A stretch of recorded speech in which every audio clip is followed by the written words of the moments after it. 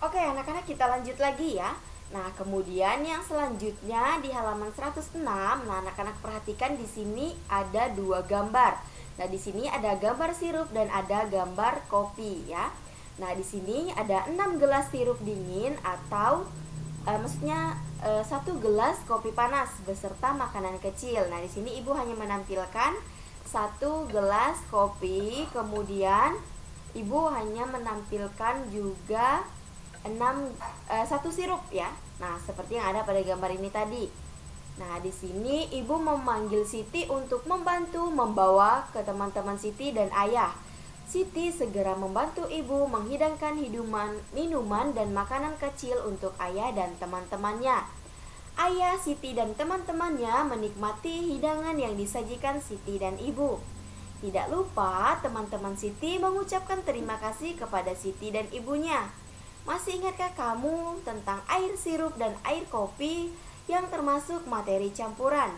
Tentu kamu masih ingat bukan? Nah, kemarin anak-anak kita sudah belajar tentang campuran homogen dan heterogen. Nah, termasuk campuran homogen dan heterogen itu ada air sirup dan air kopi.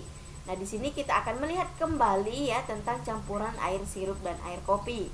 Nah, anak-anak bisa perhatikan ya, di sini kita akan mengamati gambar tentang air sirup. Nah, di sini air sirup merupakan campuran atas 3 materi atau zat benda tunggal, yaitu air, mineral, ada gula, dan sari buah, itu tergantung rasanya. Nah, perhatikan campuran ketiga zat benda tersebut. Setelah dicampur menjadi air sirup, ketiga zat atau mineral, air mineral tadi, kemudian gula dan sari buah tidak dapat dipisah-pisah lagi. Artinya, ketiga zat telah tercampur sempurna. Jadi, air sirup tersebut itu termasuk ke dalam materi campuran homogen. Nah, karena mereka sudah tercampur dengan sempurna atau mereka tidak bisa dipisah-pisahkan lagi. Jadi, mereka termasuk ke dalam materi campuran homogen karena mereka telah tercampur sempurna ya. Jadi, itu adalah air sirup ini termasuk ke dalam campuran homogen karena mereka tercampur sempurna, tidak bisa dipisah-pisahkan lagi. Kemudian yang selanjutnya itu ada air kopi. Air kopi bubuk merupakan campuran atas 3 materi atau zat benda tunggal, yaitu air, mineral, gula, dan serbuk kopi. Nah, perhatikan campuran ketiga zat tersebut. Setelah dicampur menjadi air kopi, antara air dan kopi masih bisa dipisahkan. Karena kopi bubuk yang sudah tercampur air memisahkan diri dari dasar gelas. Artinya, zat-zat penyusun air kopi tidak tercampur secara sempurna. Jadi, air kopi termasuk materi campuran heterogen ya, karena di sini campuran ketiga campuran ini tadi dia tidak tercampur sempurna. Mereka masih bisa dipisahkan. Jadi, ini disebut dengan campuran heterogen karena dia tidak tercampur secara sempurna atau tidak tercampur secara merata ya. Jadi mereka masih bisa dipisahkan antara satu dengan yang lainnya. Jadi inilah yang dimaksud dengan campuran heterogen ya. Nah, berdasarkan ciri-ciri campuran tadi, baik campuran homogen dan heterogen dapat dibuat kesimpulan beberapa sebagai berikut. Yang pertama, campuran tersusun atas 2 atau lebih unsur atau senyawa. Kemudian yang ketiga, campuran dapat dipisahkan menjadi zat-zat penyusunnya. Kemudian yang selanjutnya, perbandingan massa zat-zat penyusunnya tidak tetap.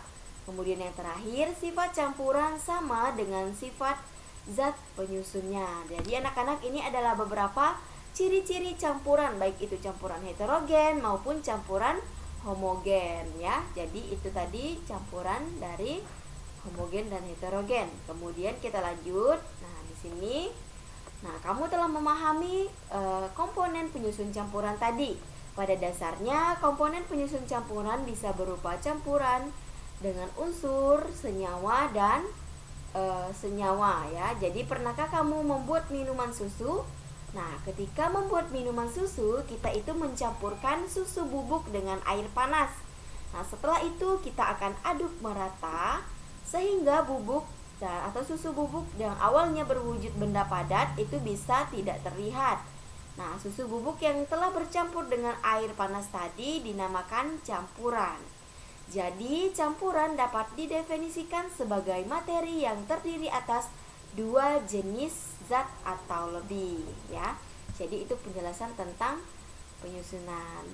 Nah, di sini ada beberapa contoh ya. Nah, ini ada bagan tentang jenis campuran, komponen penyusun campuran dan ada sifat campuran ya.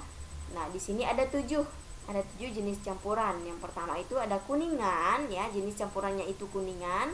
Kemudian komponen penyusun campurannya itu ada tembaga dan seng. Kemudian sifat campurannya itu bersifat dua unsur ya.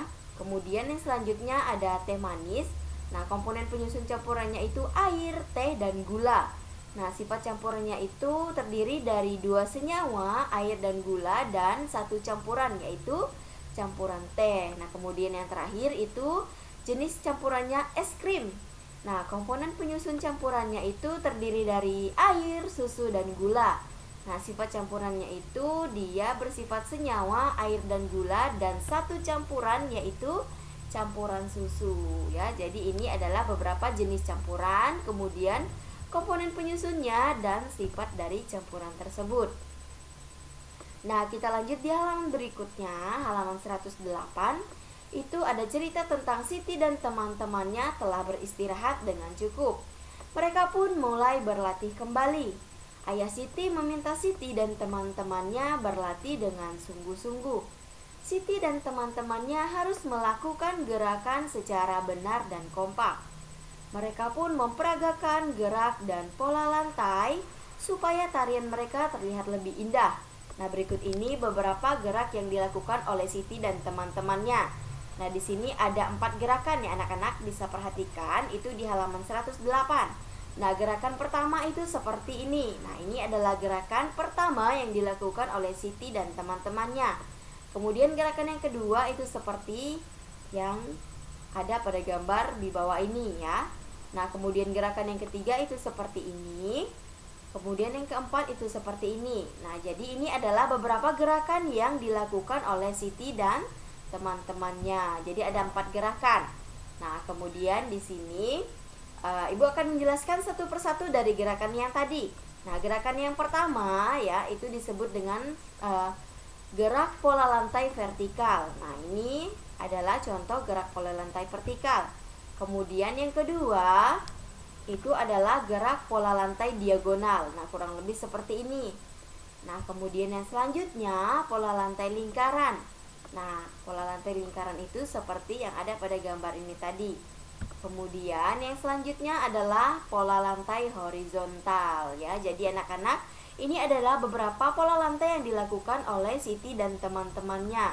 Jadi yang pertama tadi ada pola lantai vertikal, kemudian yang kedua ada pola lantai diagonal, kemudian yang ketiga ada pola lantai lingkaran, dan kemudian yang terakhir itu adalah pola lantai horizontal. Jadi ini adalah gerakan tari dari pola lantai yang dilakukan oleh Siti dan teman-temannya. Nah, jadi anak-anak nanti bisa mencari juga di internet ya beberapa pola lantai yang biasa dilakukan oleh beberapa orang atau sekelompok orang ya. Jadi anak-anak nanti bisa melihat atau mencari sendiri beberapa pola lantai itu tadi. Nah, anak-anak, ini tadi materi yang kita pelajari di pembelajaran 5. Nah, kita telah menyelesaikan tema 9, subtema 2, pembelajaran yang kelima. Jadi ini dulu pembelajaran kita pada pagi hari ini. Di pembelajaran kelima kita akan tutup dengan doa Salam Maria. Mari kita mempersiapkan diri untuk berdoa. Kita akan tanda kemenangan kita dalam nama Bapa dan Putra dan Roh Kudus. Amin. Salam Maria, penuh rahmat Tuhan sertamu, terpujilah engkau di antara wanita dan terpujilah buah tubuhmu Yesus. Santa Maria, Bunda Allah, doakanlah kami yang berdosa ini sekarang dan waktu kami mati. Amin. Kemuliaan kepada Bapa dan Putra dan Roh Kudus, seperti pada permulaan, sekarang dan selalu sepanjang segala masa. Amin. Dalam nama Bapa dan Putra dan Roh Kudus. Amin. Oke anak-anak, sekian dulu pembelajaran kita pada pagi hari ini. Terima kasih untuk waktunya. Selamat belajar. Semoga kalian tetap sehat. Selamat pagi. Tuhan Yesus memberkati. See you, bye-bye.